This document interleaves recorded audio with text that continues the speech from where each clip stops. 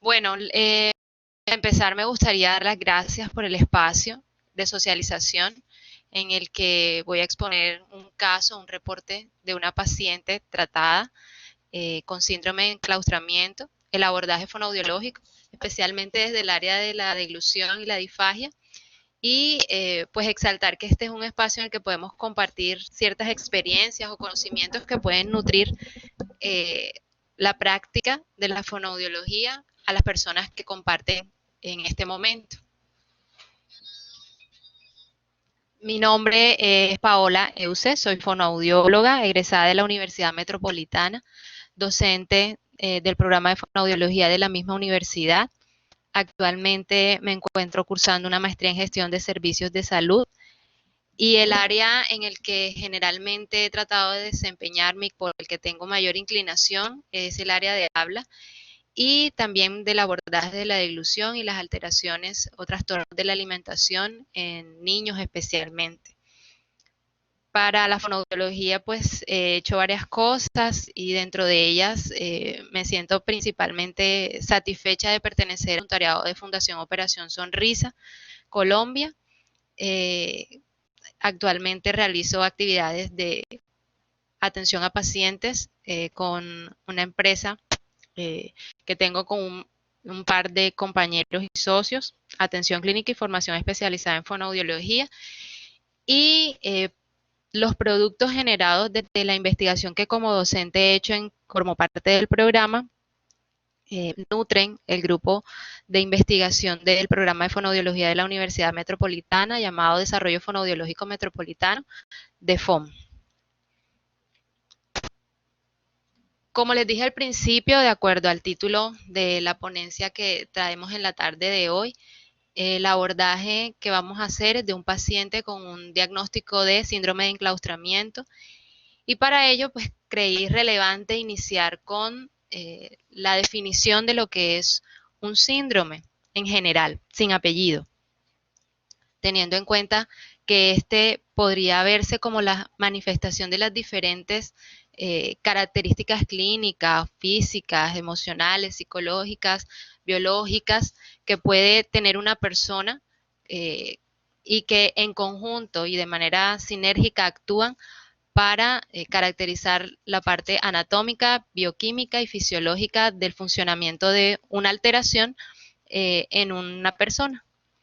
De esta manera, y viendo que reúne diferentes características que componen al ser humano, tenemos que tener claro que la intervención de un paciente sindrómico debe hacerse de manera interdisciplinaria, debido a que pues, no se puede abordar de manera aislada las características clínicas o físicas que presente, sino que se debe presentar a través de un abordaje integral que permita una evolución satisfactoria en los pacientes.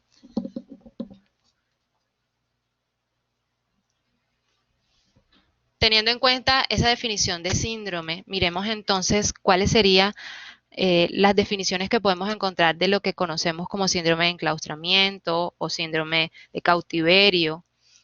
En este caso traemos la definición de dos autores relevantes para el abordaje de las alteraciones de la conciencia, que son Bloom y Post, quienes definen en 1966 por primera vez el síndrome de enclaustramiento y lo retoman como una entidad de baja prevalencia, debido a que son muy pocos los casos que se presentan.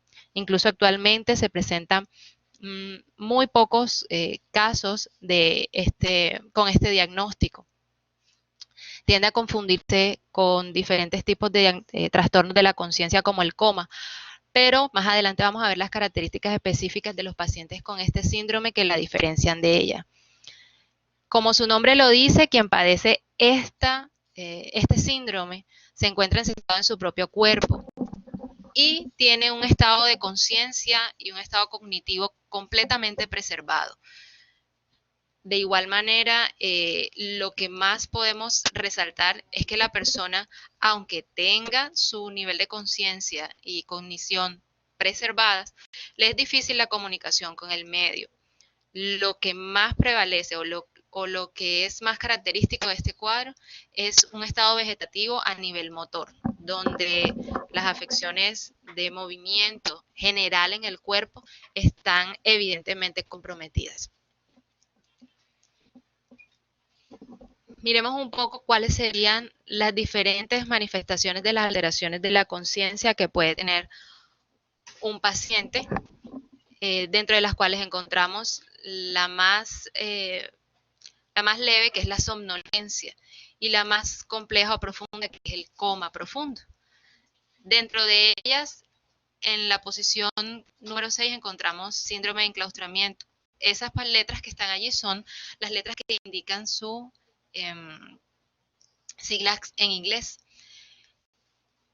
Si vemos las diferentes alteraciones de la conciencia que presenta la pirámide, ellas tienen algo en común y es la dificultad que tiene para la relación medio ambiente la persona que la padece. Sin embargo, se diferencian porque en cada una de ellas se debe utilizar un nivel de estímulo externo diferente en cuanto a presión, grado o fuerza para poder obtener una respuesta de la persona. En el coma no hay ningún tipo de respuesta del paciente. Vemos entonces que la alteración de la conciencia altera de igual manera la relación con el entorno, las respuestas motoras que pueda tener el sujeto y la comprensión de la realidad. En la pirámide anterior vimos que el coma o el estado vegetativo o el de inconsciencia cinética podía llevar a que la persona no respondiera adecuadamente a la comprensión del mundo que lo rodea. Sin embargo, existen otras opciones, como por ejemplo el síndrome de enclaustramiento, en el cual, a pesar de tener una restricción motora, la comprensión de la realidad circundante está intacta. Es por ello que para el síndrome de enclaustramiento, la comprensión de la realidad no sería una característica esencial, estaría por fuera dentro de las características que lo componen.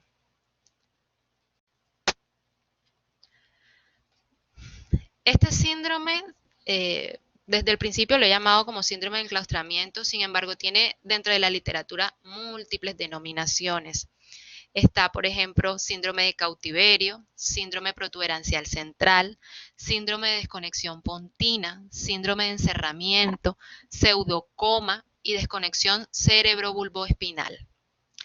Si hacemos una relación de todos los términos que menciona la literatura para nombrar esta entidad, nos damos cuenta que muchas de ellas mencionan el lugar de la lesión donde está específicamente la afección en el paciente.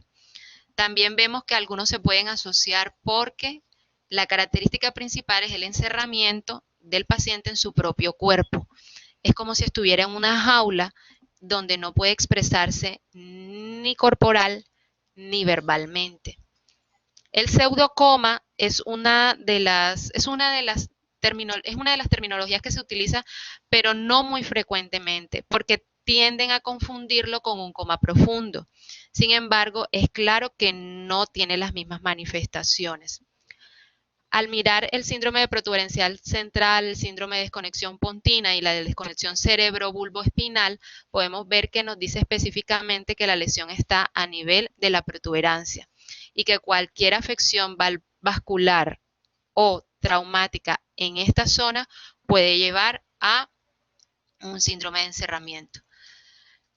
Para la clasificación internacional de enfermedades, en su 10ª versión, CIE-10, tenemos que está clasificada dentro de la parálisis cerebral y otros síndromes paralíticos, dentro del grupo de G80 al G83. Específicamente en otros síndromes paralíticos y con su nombre específico de estado de encerramiento, en inglés estado de locked-in, G83.5 según su clasificación.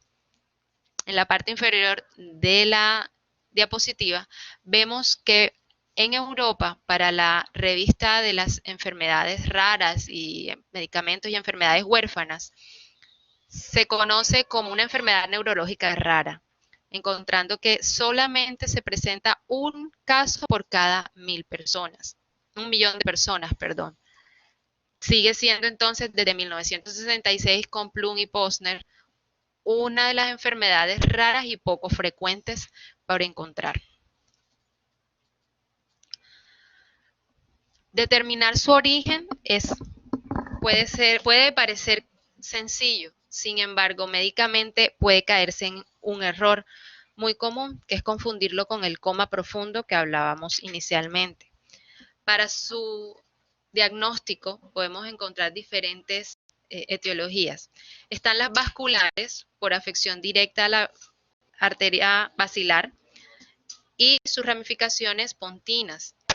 Puede ser también de tipo traumático a nivel de tronco cerebral, pedúnculos cerebrales, córtico-espinales y arteria basilar. En la imagen podemos ubicar la zona o la región donde se identifica el trauma o la lesión vascular que puede generar afección directa a los nervios espinales que están relacionados con esta porción anatómica del tronco encefálico. En esta imagen, tomada de una investigación donde se hizo fotografías a diferentes tallos, vemos una imagen ya real en donde miramos la relación anatómica que hay entre la arteria basilar y las ramificaciones pontinas y los nervios que hacen parte de esta zona del tallo. Es importante resaltar que todos los nervios que hacen parte de los procesos de deglución están en esta zona y que por lo tanto cualquier afección a este nivel genera una desconexión neurosensorial y motora de las habilidades y de los controles musculares de la anatomía de la deglución. Retomemos entonces que sabemos que puede ser de origen vascular o por trauma de la arteria basilar, pedúnculos cerebrales, córtico-espinales y troncos cerebrales. Miremos entonces en esta imagen con una angiografía cerebral digital cómo se ve la falta de irrigación sanguínea a nivel de el tronco, a nivel específicamente de la protuberancia. Se limita hasta allí la irrigación. Esa falta de irrigación que no continúa hacia la parte superior de la protuberancia limita entonces la funcionalidad adecuada de todas las zonas anatómicas que estén relacionadas con los procesos nerviosos y con la inervación de estas ramas. Podemos clasificar este síndrome de acuerdo a su etiología como vascular y como no vascular. En los no vasculares estarían los traumáticos, que ya los mencionamos. Podríamos clasificarlo también de acuerdo a la extensión del deterioro que cause. En este caso sería una lis clásica o total, en donde hay una inmovilidad total de los grupos musculares en el sujeto, y una lis incompleta, en donde hay restos de movimientos voluntarios a nivel corporal. Clasificada por su evolución como permanente o como no permanente. Es decir, una lis que no evoluciona y continúa a pesar de la intervención terapéutica sin ningún tipo de avance positivo. Y según su fase en aguda, con afectación respiratoria y estado inconsciente, estado inconsciente y parálisis total en el cuerpo. Y crónica, con una respiración y una deglución consciente total o parcialmente restauradas. El síndrome de encerramiento, el síndrome de enclaustramiento, es un síndrome con un pronóstico médico reservado. Generalmente los equipos médicos no tienden a dar ninguna esperanza en cuanto a la evolución del paciente. Sin embargo, de acuerdo a investigaciones, se ha demostrado que dependiendo del periodo en el cual se intervenga el paciente, se puede llegar a generar este tipo de evoluciones como en la fase crónica, donde puede haber una recuperación parcial de la deglución y de los procesos de respiración y de conciencia, mejorando sobre todo los procesos de comunicación con el medio ambiente. En cuanto al cuadro clínico general para la LIS, encontramos apertura sostenida de los ojos bilateral, donde no debe haber una caída del párpado en ninguno de los dos ojos. Preservación de habilidades cognitivas básicas, puede presentar afonía. La voz es una de las características principales también de la LIS, donde el paciente pierde por completo la capacidad de expresarse verbalmente. De igual manera, dentro de la intervención que se realiza al paciente por las dificultades a nivel de control motor a nivel respiratorio, se tiene que realizar algunas intervenciones como la traqueostomía o generalmente algunos tienen intubación prolongada en los primeros días de hospitalización, lo que hace que se afecte la movilidad y las estructuras laringeas, obviamente afectando la voz. Y su característica principal, que es la tetraplegia o cuadriparesia, con un modo primario de comunicación que usa solamente el movimiento vertical de los ojos. Escasamente usa el lateral. Generalmente la característica es el movimiento vertical, ya que no pueden hacer seguimiento en el plano horizontal por afectación del nervio y la musculatura que interviene en este proceso. De igual manera, el parpadeo es uno de los principales movimientos que conserva y se convierte en ese caso entonces uno de los principales medios de comunicación. A partir de esa descripción de las características clínicas de un paciente con síndrome de enclaustramiento, se empezó o se puede empezar a describir o a mirar cuáles serían las afectaciones que tiene a nivel de la deglución. Y encontramos una investigación en donde un listado, un grupo de pacientes, de 50 pacientes con diagnóstico de síndrome de enclaustramiento a nivel crónico ya, tenía en un 75% de ellos dificultad a nivel de la deglución, con disfagia orofaringea y complicaciones a nivel de respiración, lo que hacía obviamente más inseguro su proceso de alimentación. Una idea que quisiéramos destacar es que la disfagia en el síndrome de enclaustramiento es característica de una desconexión motriz y sensorial de las estructuras anatómicas de la deglución.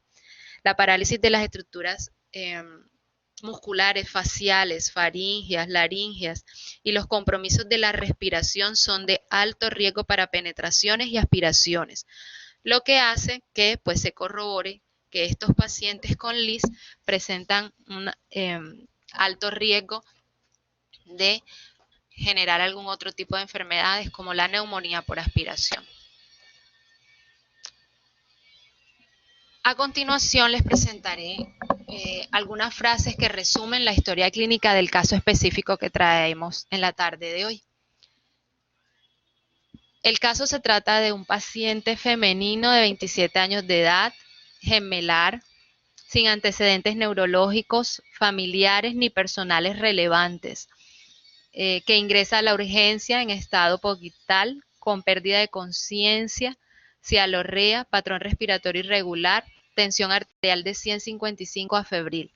Ella empieza el cuadro con un malestar estomacal general en las horas de la mañana y en las horas de la tarde es encontrada en el piso en su casa por su mamá, quien manifiesta que al observarla considera que hace un proceso convulsivo. Al llegar a la entidad hospitalaria es intubada y sin respuesta al llamado por su nombre ni a ningún estímulo fuerte realizado a su cuerpo.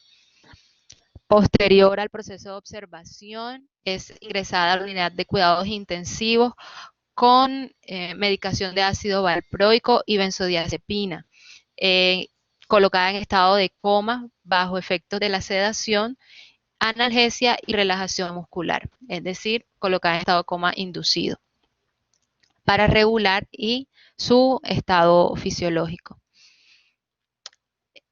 Le colocan sonda nasogástrica y vesical y su historia clínica presenta con un signo de interrogación un diagnóstico presuntivo de síndrome convulsivo, sospecha de meningitis. Hasta el momento no ha sido diagnosticada con el síndrome. Después de 24 horas de evolución, responde al llamado de estímulo intenso con apertura ocular sin respuesta motriz. Esta respuesta con apertura ocular, aunque sucede después de 24 horas de evolución del cuadro, no es en un tiempo normal, se presenta un tiempo de respuesta con una latencia. Su comunicación es ineficiente y no hay seguimiento de órdenes verbales ni presenta movimientos en ninguna de las extremidades de su cuerpo, ni de su cabeza, observándose una cuadriplejía. Se ordena médicamente imágenes diagnósticas para descartar todas las impresiones diagnósticas iniciales. Dentro del TAC de cráneo simple vemos a la derecha un ejemplo de lo que resulta después de un TAC de cráneo simple con una imagen hipodensa de mesencéfalo. A la resonancia se confirma una isquemia en región de protuberancia, por lo cual se indica una panangiografía que permite confirmar una oclusión de la arteria vertebral izquierda con disección y trombo a nivel de C4 y A66 y oclusión en la arteria basilar a nivel proximal. Es importante destacar que esa arteria basilar que vimos en las primeras imágenes se genera a partir de la unión de las dos arterias vertebrales, izquierda y derecha, a la altura de la protuberancia. Como tratamiento médico encontramos una trombólisis mecánica inicial, colocación de traqueostomía, sonda de gastrostomía y un tratamiento farmacológico. La trombólisis mecánica se coloca con un stent retriever que le permite mejorar el flujo sanguíneo a nivel de el lugar donde es encontrado el trombo. La traqueostomía, colocada a los 9 días de la hospitalización, donde le retiran el tubo, la sonda de gastrostomía al 10º día de hospitalización y el tratamiento farmacológico con anticonvulsivos relajantes musculares como el ácido valproico y la benzodiazepina continúa como en los días iniciales.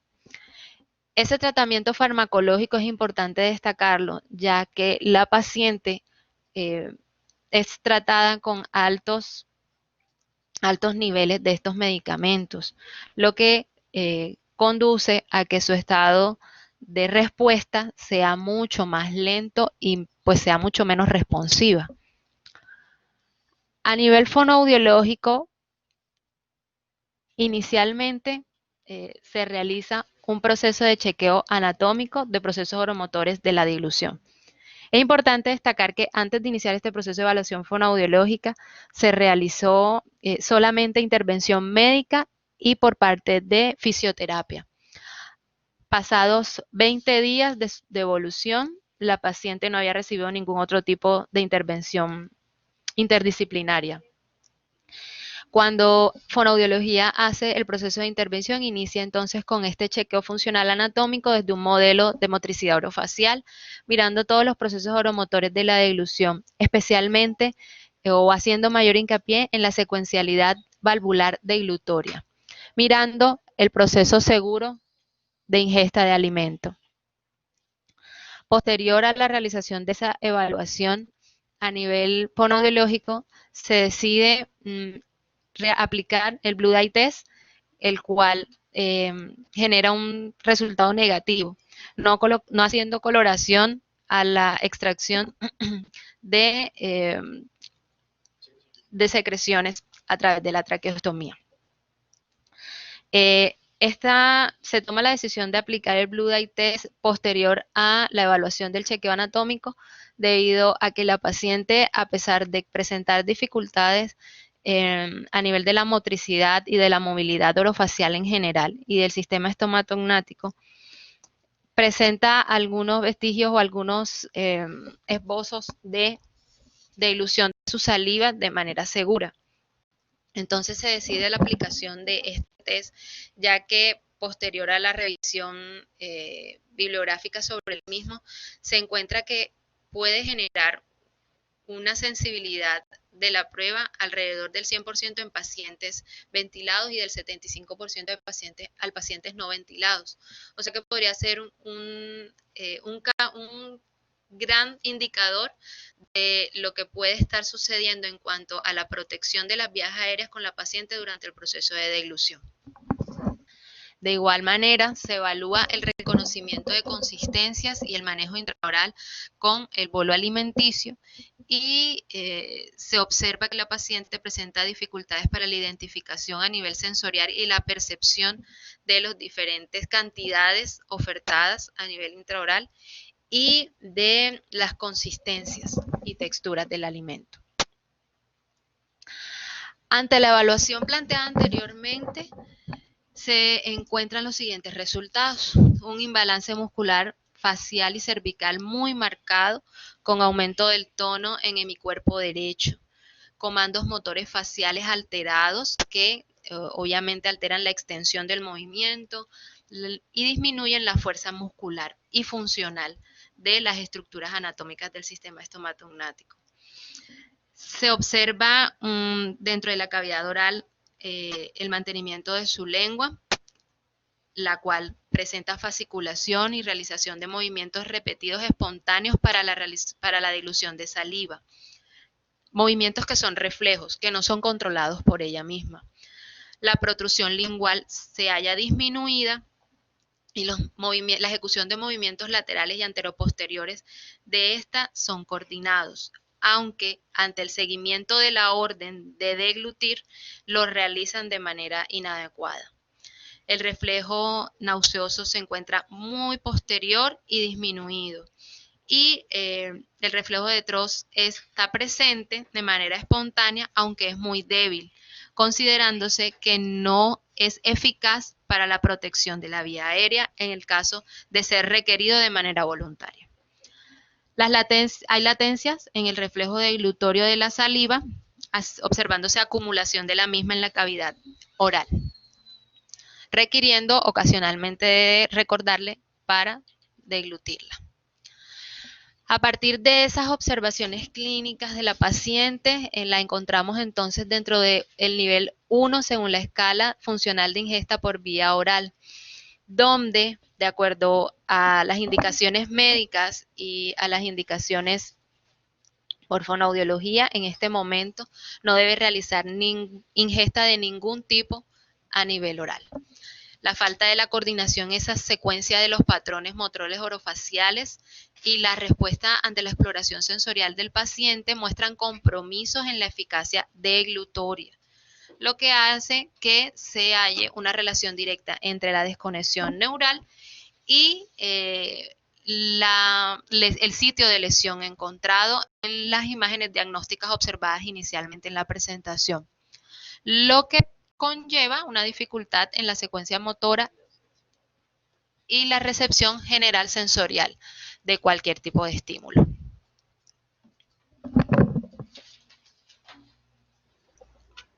Este es el video.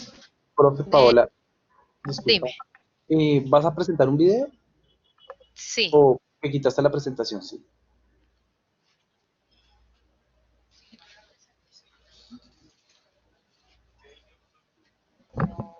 Sí, no sé, no recuerdo.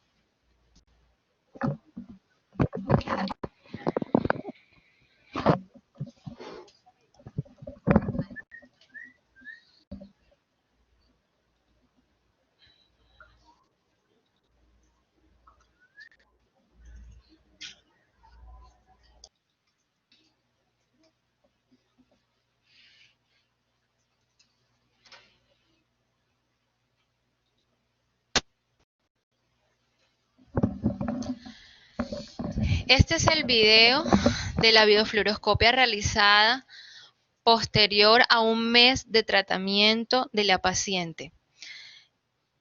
En él observamos el paso del alimento en consistencias líquido claro, néctar, miel y pudín. El proceso de evaluación con la videofluoroscopia se realiza posterior a un mes del inicio de la intervención debido a retrasos a nivel del sistema de salud para la autorización de la orden médica. Finalmente, la paciente no le fue autorizado el procedimiento y se realizó a través del pago de bolsillo del paciente. Aquí vemos que la paciente se encuentra en una posición semifolle, todavía en ese momento tenía su traqueostomía, se observa una función de la lengua efectiva, la eyección del bolo, movimiento posterior y de base de lenguas adecuado. Sin embargo, en consistencias como la pudín o el puré, llamado también puré, la porción del alimento tiende a quedar en vallécula. Es decir, hay residuos a nivel vallecular. Allí en ese momento que acabamos de ver, se produce algo que se conoce como laguna faríngea. Quedaba el esfínter esofágico superior, no permitía la distensión adecuada en el momento para el paso del alimento y hacía que quedara algún tipo de residuos allí arriba, por lo cual esto se constituye como un riesgo de aspiración. Allí lo podemos ver nuevamente.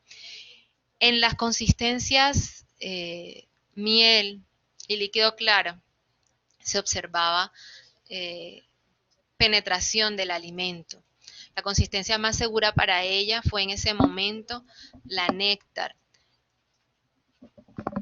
situación que nos llevó a direccionar su proceso de intervención con estimulación a partir de la utilización de esta misma, la cual explicaremos posteriormente. A partir de esta videofluoroscopia, su diagnóstico fue disfagia orofaringea leve a moderada, en nivel 4, con una escala de penetración-aspiración nivel 2, que es en donde se encuentra contraste por encima de las cuerdas vocales. Este alimento que se encontraba de manera residual allí y que penetraba, era limpiado por ella misma posterior a una segunda deglución. A nivel de intervención, entonces, tenemos 4 aspectos importantes que resaltar para el inicio de su proceso de tratamiento. La parte sensorial y reconexión neurofisiológica era de vital importancia. Ella, a nivel motor corporal general, no presentaba evolución muy importante o rápida. Ya en este momento tenía intervención particular por parte de fisioterapia y terapia ocupacional. Sin embargo, la evolución más significativa se hallaba a nivel de cabeza y cuello, lo que implicaba que las estructuras estomatognáticas pues también evolucionaran de manera rápida, incluyendo pues para ello o influyendo en ello la disposición que ella tenía por querer volver a comer. Punto importante para iniciar entonces era la sensibilidad y la propiocepción, generar patrones funcionales para el reconocimiento de diferentes texturas, temperaturas y consistencias y cantidades de alimento. Activación muscular de manera activa y pasiva con la estimulación directa a los músculos a través digitalmente. Movilización de tejidos blandos para mejorar la amplitud del movimiento, generando una disminución de la tensión muscular y soltando los gatillos que se encontraban en los diferentes músculos en los que presentaba tensión y que le restringían la amplitud y funcionalidad muscular. Reconocimiento de consistencias para el manejo intraoral del bolo. En la parte inicial de la evaluación se observaba mejor manejo a 5 y 10 mililitros, con disminución del manejo del bolo y de reconocimiento del mismo a nivel intraoral a 15 mililitros, por lo cual se inició posterior a la videofluoroscopia, ingesta por vía oral de 30%, continuando con un 70% por una vía alternativa que era la sonda, y con cantidades mínimas de 5 mililitros en consistencia néctar. A los 20 días de proceso de tratamiento con acciones isotónicas e isométricas de los diferentes músculos, especialmente de la lengua, se mejora la extensión del movimiento lingual y se inician acciones pasivas de elevación que le permitieran realizar mejor coordinación de la proyección del bolo hacia la fase faríngea de la deglución, generando mayores procesos de propiocepción de la información a nivel intraoral que le permitieran tener un mejor proceso de deglución, sobre todo de seguridad a nivel de las vías respiratorias. Para esta intervención se tuvo en cuenta el uso de la clasificación de las diferentes consistencias propuestas por la clasificación ITS, donde se inicia con una consistencia moderadamente espesa, nivel 3, los licuados que vemos en la imagen como color amarillo. Esta era la consistencia que ella manejaba mejor a nivel intraoral y que presentaba menor riesgo de aspiración. Se inicia con cantidades de 5 mililitros que aumentan en un mes después de la terapia a 10 mililitros, fundamentadas a partir de acciones de aumento propioceptivo y de alcance de movimiento, fuerza y mejor resistencia muscular. Posterior a esta consistencia, se continúa con consistencias ligeramente espesas y puré, pasando de la 3 a la 2, 1 y 4, incluidas dentro de la dieta para esta paciente. Aquí vemos el resumen de las consistencias en el orden en que fueron incluidas en su dieta alimentaria, teniendo también como apoyo dentro del equipo a la nutricionista, quien indicaba cuáles eran los niveles nutricionales de los alimentos y cuáles debía ingerir y podían ser recomendables para someter a estas consistencias. Los implementos hasta el momento eran utilizados la cuchara y posteriormente cuando se llegó a la ligeramente espesa se hizo uso del pitillo. Y para la ingesta se observa que la paciente pasa de un 30% de vía oral a 70% enteral y 70% enteral a un 100% de vía oral, posterior a 6 meses de tratamiento. Como estrategias para la intervención de la paciente tenemos que se inició enfocándonos en que los trastornos de la deglución eran unos trastornos que se generaban a partir de la afección multicéntrica, ya que no solamente era una zona cerebral específicamente, sino que estaban afectados varias zonas a nivel nervioso. Por ello, se inicia con un manejo intraoral de consistencias, fortalecimiento sensorial, coordinación del bolo y que permite la disminución del riesgo. Si hacemos en esa secuencia o en ese orden el manejo o la idea de manejo de la intervención del paciente desde su fortalecimiento inicial sensorial, el manejo de la consistencia a nivel intraoral y el reconocimiento del mismo le va a permitir una coordinación para la movilidad de las estructuras relacionadas con la deglución. Ese aumento de input sensorial relacionado con el volumen, la consistencia y la temperatura le permite a nivel neurofuncional generar comandos neurales para la deglución que hacen que su secuencia valvular sea mucho más efectiva y disminuyendo el riesgo de aspiración. Para pacientes como estos es importante generar estímulos previos que den un signo de alerta al sistema nervioso, como es el caso del uso de líquidos ácidos y temperaturas como muy frías que le permitan al sistema nervioso identificar que el proceso de deglución va a ocurrir y que puedan anticiparse para la protección de las vías aéreas.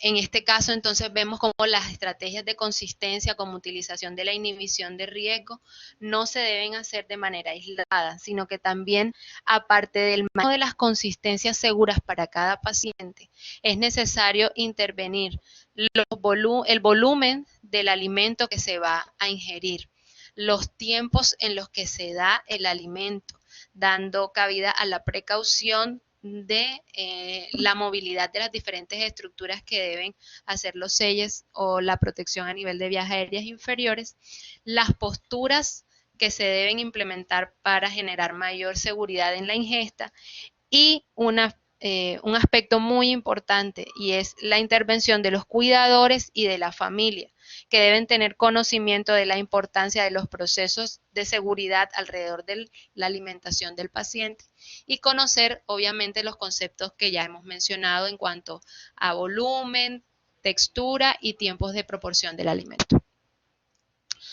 Para finalizar, esta idea en la cual se dice que el síndrome de enclaustramiento es catalogado como irremediable y tiene muy pocas esperanzas de evolución. La recuperación de las habilidades motoras en estos pacientes generalmente son muy escasas por parte del equipo médico. Sin embargo, el momento en el que se pueda hacer la intervención oportuna y inicial va a determinar la evolución de los diferentes casos, generando obviamente siendo más factible que el paciente intervenido inicialmente en una etapa aguda de la enfermedad pueda tener una mejor evolución. Muchas gracias.